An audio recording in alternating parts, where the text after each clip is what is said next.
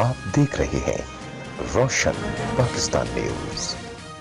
تعلیم میں بہتری لانے اور اسکول عمارتوں میں تعمیراتی کاموں کی ضروریات کی بنیاد پر صوبائی سطح پر الائٹ کی جانب سے ایک روزہ سیمینار کا انعقاد کیا گیا۔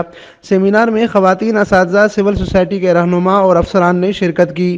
سیمینار سے خطاب کرتے ہوئے محکمہ تعلیم کے افسر آفتاب عالم، عابد گل، اظہر رضوان، منیر میمن، صلاح الدین، عاصم مشتاق، صبا عشرت، عمران جوگی اور شوکت اقبال، ڈاکٹر صدر الدین پروان و دیگر نے کہا کہ سندھ ایسا صوبہ ہے جہاں سمندر بھی ہے، دریا، کوہستان اور کچا بھی ہے۔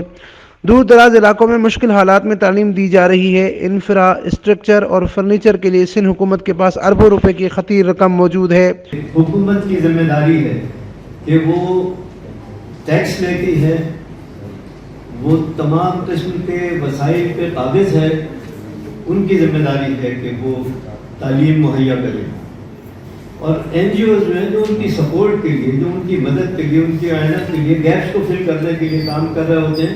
وہ پہاڑوں کی کہانیاں سنا کے بالکل وہ خوابوں میں لے گئے، اور ہم نے دیکھا کہ اس کمیونٹی پارٹیسپیشن کے کیسے کیسے نتائج ہیں۔ میں خود اس کی عینی گواہ ہوں۔ اسکولز کی چھتیں کمزور اور واش رومز اور چار دیواری جیسی سہولیات کی فقدان ہے۔ الائٹ بدین، ٹھٹا، لاڑکانہ سکھر، کراچی ٹنڈو محمد خان، شہید بنظیر آباد و دیگر اضلاع میں کام کر رہی ہے۔ ہمارا مشن ہے کہ 10 لاکھ بچوں کو اسکول میں داخل کروائیں۔ کسی حد تک کامیاب ہوتے ہیں، مزید کام کرنے کی ضرورت ہے۔ انہوں نے کہا کہ جب تک کمیونٹی آگے نہیں بڑھے گی تب تک تعلیم عام نہیں ہو سکتی اور بند اسکول نہیں کھل سکتے۔